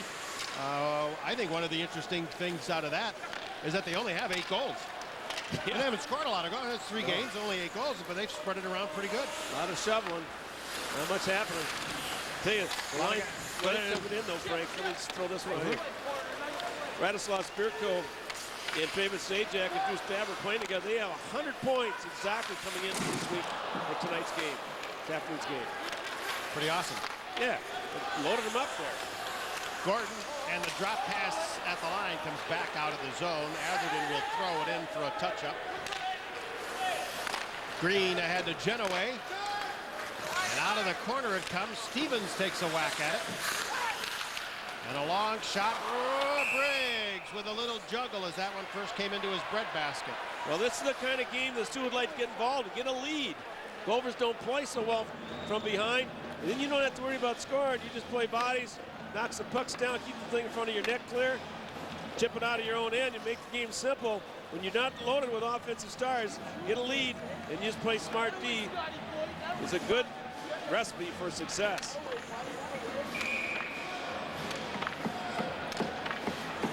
That's Ryan Patulny ready for the face-off, and Zajac joins him. Well, I'll tell you, Zajac was good yesterday at face-off, but Patulny was 12 of 16 so far. Today? Yeah, they give him another one. They get 13 or 17. Judd Stevens behind the Minnesota net. Took a hop away from Howe. And loose at center ice to Stevens. Dumped in by Patulny. Howe and Schneider battle. Mike Howe stepping in with some physical play. And Howe and Schneider again. Schneider wins it this time. Around on the rail. And thrown out of the zone by Stafford. Here comes Zajac. He's got Spirko. Briggs. That's a big one. That's a big save by Kellen Briggs. Sioux coming down nicely. Zajac's coming in. Takes a shot. Never know if there's a rebound. He had Sparky there. Spirko coming right with him. Nice head-up play here. Equal parts here, Doug. A, making the save. B, controlling the rebound. Right, no rebound, because there were people coming, including Zajac. You can see Spirko coming in late. Harrington from behind the net. Coming up on the 6-minute mark of the 3rd period. And the Fighting Sioux with a goal at 3:03 have the lead for the first time.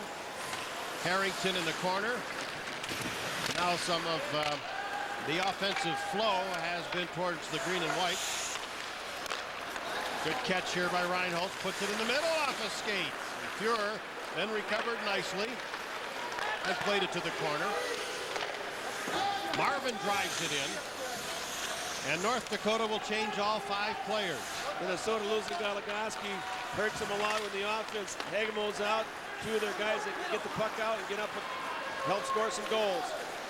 Now Vanelli swats that one away from the on-rushing Eric Fabian. The sophomore from Roseau, Minnesota, who was a state champion there in 1999. Vanelli cross rink to Smagard, trying to go diagonal again. Green couldn't control it. Minnesota gets a break there. And Fleming as the Golden Gophers change on the go. Chucko back for a rolling puck. And he'll get some help now from Atherton. Boy, they're not getting much breathing room, Minnesota trying to come out. No, the green guys got a little extra jump in their step right now, too. They feel good about that lead. They well should. Here's Atherton throwing it towards the net for a deflection. And Parisi right there. That caught him going one way. He had to come back the other. Evan Coffin, I think, got a little tip of the stick on it. Nice shot there to the point. It was made for the tip in. Parisi handled it well. Okay, you can see the front of the net, just enough to get a tip. That was Kaufman. That shouldn't happen. Big Matt Green, as big as he is, he shouldn't let Gofer get a stick on that puck. Should have a nice tip, though, I'll tell you that, and a nice save. You got to come out towards the blade when you're the goaltender.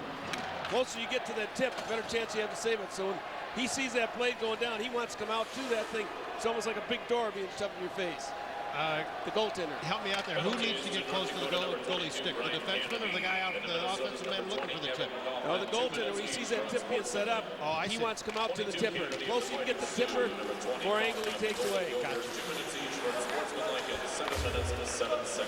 Well, Kaufman's going to get a penalty, so is Kennedy. Each unsportsmanlike conduct at 7:07. Haven't had many of these coincidental things, which I think was an indication of a fairly clean game. Yeah. It's been clean. It's just, yeah, they've been, you know, the penalties have not been the nasty, vicious kind of stuff. Stick penalties. I mean, slashes, yes, but haven't been the injury kind of stuff. Yeah, that's right. Elbows. No elbowing today. Barry Talixon going off for Minnesota. He was very noticeable yesterday. A lot less today. It's funny how that goes. And that's the guys who are really good. They're the ones that you see every night doing something, getting the face off, getting a tip, getting a good hit. A lot of ways to help your team. Jones ahead. Stafford got a piece of it, but Ehrman gets the loose puck, takes it away. Vanelli back for Ehrman, handcuffed him. And Peltier will circle. Stafford on the pressure. Whoop. Well, that one's off of Patalny. Green to Stafford. Now to Jones. Briggs will watch it as Vanelli over to pick it up. Boy, mishandled there again, and now Vanelli just wants to get it out of the zone. Ehrman's going off on a change. Coming up on 50 seconds left, 4-on-4. A near takeaway by Talixon. Quinn Filling. Chased outside by Vanelli. Isn't it funny, you watch him play it, he's got a goal and assist, he got the puck right. Why isn't he on the first line? Right in front for Fuhr. And another shot goes all the way through. Fuhr likes that coming up in there. His 4-on-4 stuff. Oh yeah, he's got that extra offensive jazz he put in. Here comes Howe. 1-on-3. Shot gets deflected to the corner. In the corner to Filling, chased by Smogard. Back to get it, Atherton. And Harrington. Atherton. And the penalties to Kennedy and Kaufman are over as Kennedy collides with Geyer. Spirko to bring it in. A blast by Kennedy and a nice save by Briggs again. Then a big hit on Atherton. And the Fighting Sioux are playing and skating with their heads up here in the third. Geyer plays it in. There's Talixon over to get it. And as he left it at the point for Stevens, he got it in but took a hit. Schneider bothered by Geyer. And Talixon knocks it down. 3 Fighting Sioux bring it to center, including the defenseman Schneider with a long shot. Briggs paddles it up on the near side to Talixon. A nice catch, and then over to Stevens, to Gordon, and redirected back into the Minnesota end. Potential icing here. And a little generous, but they get the call. At the halfway point of the third period, North Dakota 3, Minnesota 2. 3-2, North Dakota. This game was tied at 1 after 1, tied at 2 after 2, and the Fighting Sioux have a lead of 3-2. We're at let's call it a critical juncture of the game here, Doug. Only 10 minutes left in regulation play. No doubt a goal is important, but defensive play is important, so I'm going to throw a little nugget out to you. Are you ready? I'm ready. Give me the best defensive forward for each team. Well, I think right now the most important part is to look at who's the best defensive forward for the Sioux. They got the lead, okay? All right. I'm going to tell you Rory McMahon, because he's so solid. He's not an offensive geared guy. He's got 13 goals, but I think he'll be number 10 out there. If Minnesota gets in that situation, I'm not sure who I would take I like Danny Irvin the best because he plays physical, he plays through bodies, he comes back and he's responsible, but he's not in the position. Center's a more key guy in the defensive zone. Okay. Because he's on one side of the rink all the time, Irvin is, whereas the center can play both sides and get down deep, got a few more liberties of where he can go. But I like Rory McMahon. You mentioned his size. Is that a top attribute when you're looking for a top defensive forward? Well, it's nice to have a guy that's 6'1" like McMahon is, and 190 pounds. He got some range. They can contain guys who don't slip out of the corners. I think it's very important to have big guys in your own end, especially when you got a lead. You don't have to worry about making great passes. Just defend smartly. Thank you. I appreciate that, because as I have always thought about defensive forwards, I just think about guys who can be quick to get back. But here's a chance for the Sioux. Turnaround shot by McMahon. Guys quick to get back, but there's a strength part of it when they do get back. Now what do you do? You got to be able to play below the line, the red line. You got to be able to help your D-core so people don't spit themselves out and get out over that red line and get a shot at the goaltender. And Rory McMahon, it's an attitude factor. Jake Cates, when I was coach at Minnesota, one of the guys hated to play because he's always whacking you a little bit, right in your face. Couldn't skate a lick, but he knows where to go. Gets right in your face. Jay, I apologize for the comment on can't skate a lick, but you weren't no Sonia Haney. We have half of our audience saying, who? They're looking it up in the book right now. Not in the hockey book, folks. Figure skating. Patalny throwing it in, and it's thrown right back out. Oh, for Stafford, but it hit him in the back of the skates, and then he couldn't touch it. He would have been offside. Here's Stafford to float it in. Minnesota's defensive pairs have gone totally defunct because they've got too many guys hurt. Patalny, Harrington, up the middle for Howe. He shot it high. Well, the hottest guy had the puck at the right time for the Gophers. A glorious chance goes by the board. Nice pass by Chris Harrington. In the Minnesota end to Harrington, and then into the Minnesota bench. Boy, that was a good opportunity. I noticed that Howe does shoot high when he's coming in the move. Now, he took a nice low shot on his goal, but watch his puck. That's a bad deal. When you get him up that high, you're not going to get rebounds either. And plus, the net only goes 4 feet high. How much, obviously a shot on goal is a much better play here. How much did Parisi take away from him in that lateral move?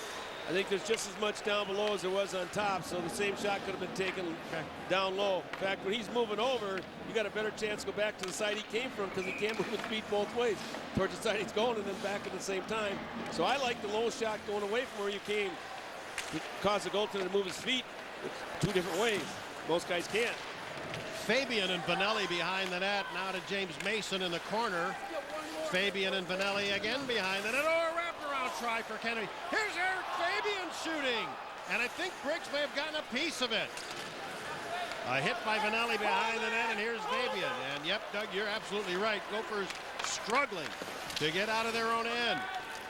That first pass has been near impossible to make.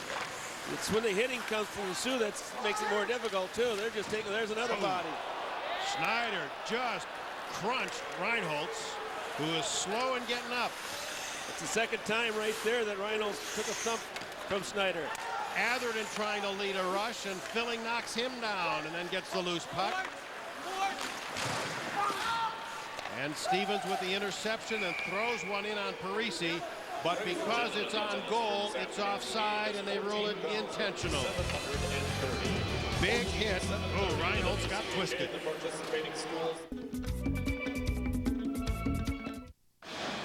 Golden Plump game summary here in the third period with the Sioux up by 1 on the Matt Green goal. Mike Howe at 2 points for Minnesota. Helen Briggs not as busy as Jordan Parisi. Parisi with 25 saves. Geyer getting it ahead. A blast by Smaby will come into the corner off of a high stick. Genoway. This third period very much belonging to the Fighting Sioux. Geyer fights through a high stick to get to center. Now Gordon. Schneider takes it away from him. And Benelli will go back after it. McMahon on the chase. Here's Judd Stevens. Amazing what a goal can do to you physically. Yeah, because your mind starts working and your feet start moving, baby. Here's Gordon. You're right on that, Frank. That's exactly what happened. They were starting to play a little better right before the goal, but once they got that goal, now they're in a position they like, playing hard, playing through bodies, getting good defense. Watch these guys line up. It's a one. Yeah, it's not there's no feeling of it being a futile effort. Your effort now feels like you can come up with a win and get 2 out of 3 wins this weekend, which will do them well in the seed process. They'd like to be a number 2 seed. Icing here, however, against the Fighting Sioux. Our on-target play of the game. The glorious goal by Spirko. I tell you, Frank, I don't know if I've ever seen that move work so effectively. The fake shot and the slide in under the triangle between the heel, the hands, and the feet of the defender. We call that kind of the triangle spot. And he just slid it right through there, and he came in to make Briggs look like he just started goaltending. 2 years ago, he was playing in Slovakia and was twice a member of the Slovakian World Junior team. Played last year with Tri-City of the U.S. Hockey League. And his English is pretty good for being in North America. His Just a stick couple handling's years. better, I'll tell you that. He's a pretty good skater. Even if he's a fluid I don't Rhodes care. Scholar. He's a national oratory champion. He's still got better hands.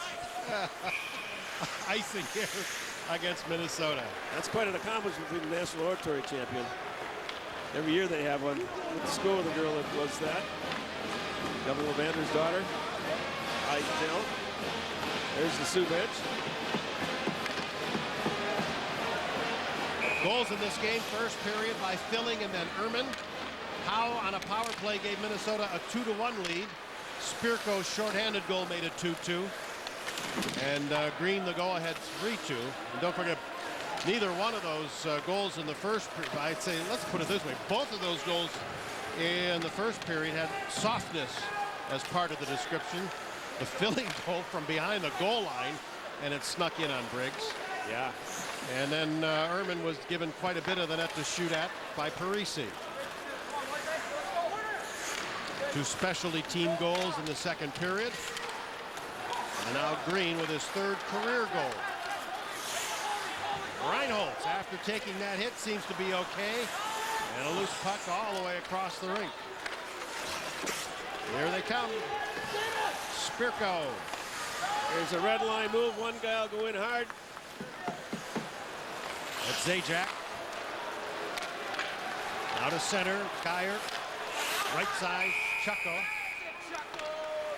And Howe, well, they're giving him the job pretty good down there on the bench, aren't they?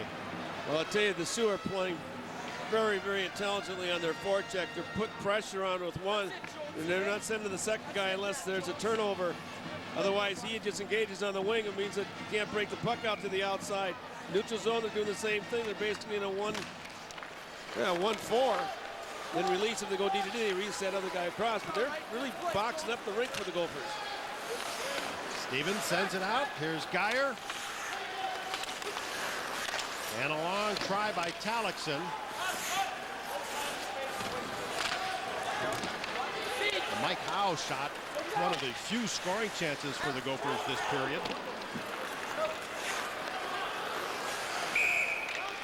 Actually, one of only 2 scoring chances they had. They were stuck on 27 for a long time. Mike Vidnovic tells me that's 2, but I can only remember the Howe one. I don't know who had the other Gopher scoring chance. It's been a all Sioux period. It's been a Sioux period. In fact, they were outshot so badly, now have come back to make it at least respectable, 27-20 on the saves. And out shooting Minnesota 10-5 in this period. And they have the lead. We talked about having the benefit of having some size and range when you're ahead is pretty nice. Peltier's backhand is blocked by Kennedy in front. Stevens whacks at it. Ehrman in front, a chance for Chucko, and it's right on. That's a nice shot, and it's Ryan Patolny's shot. Falling, he gets it on goal. 3-2, back in a moment.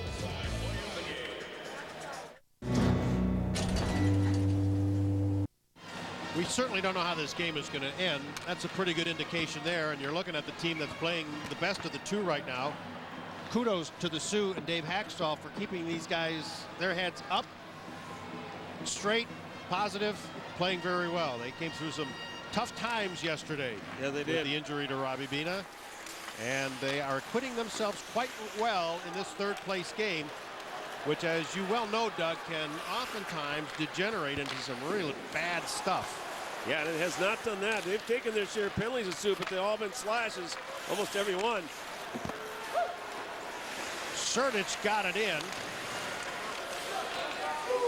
And 3 players waiting for it to come loose, and now it's back out at center to Harrington. Now you see just one forward chasing from the Sioux. Now there'll be 4 guys at the blue line.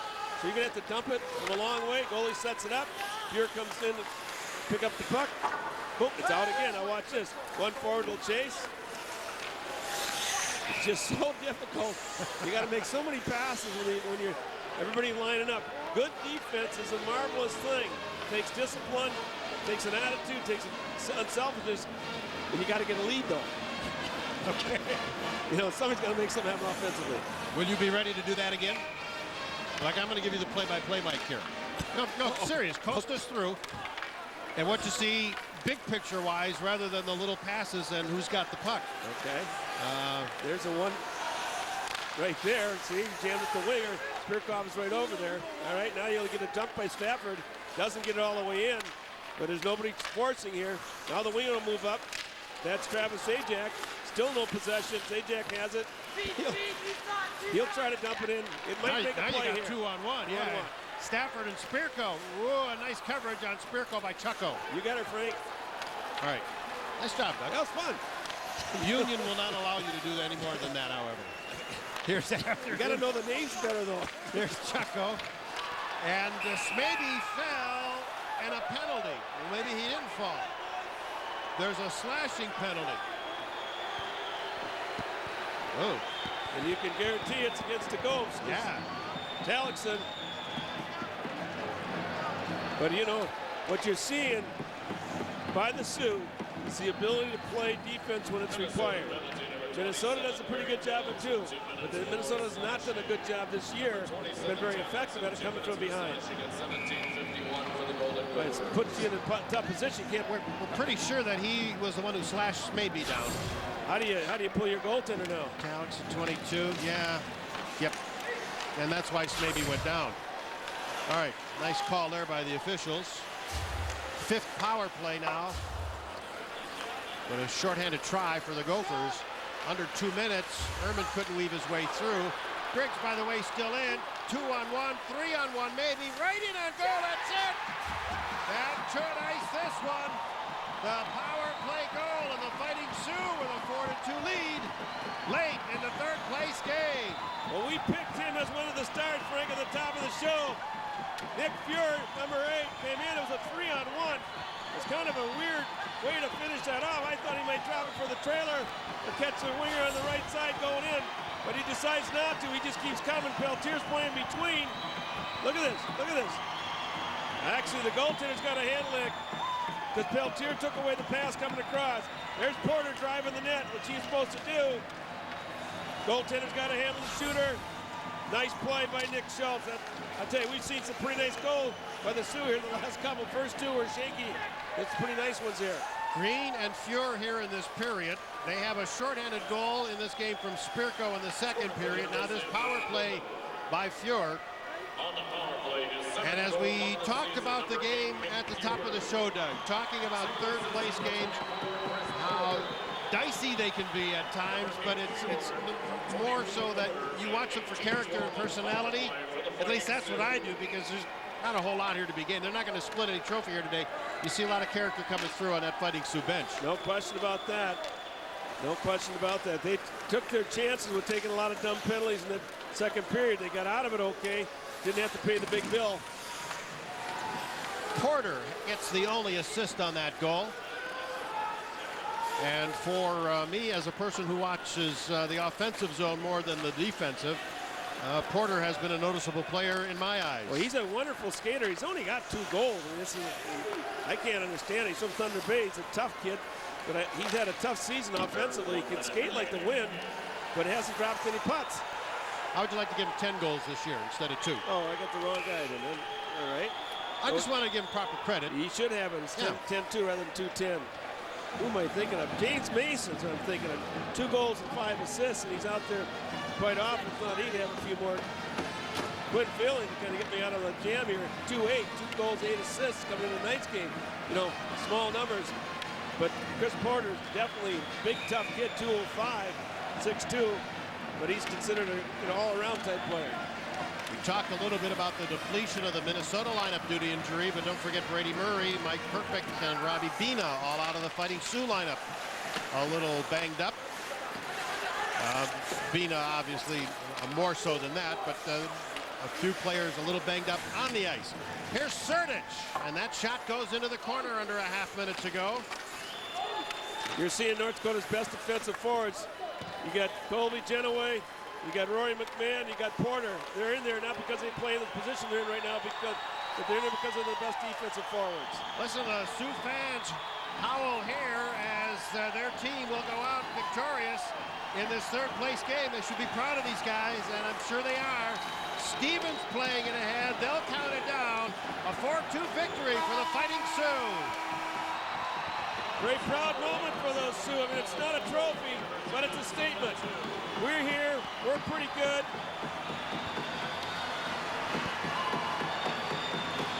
You know, I'm sure they're doing this, playing this game for Robbie Bina, too. Yes, they I'll bet money on that. Our big cheese of the game, who scored that shorthanded goal, which turned the tide in this one, Rastislav Spirko. That glorious goal, our big cheese. Doug. Big cheese. You know, you get 4 goals against the Gophers in the Gopher building. It's a pretty good thing. They deserved to win today. They held on early and then showed a little bit of offense and plenty of defense to shut the Gophers down when the Gophers wanted to get back and get it tied up.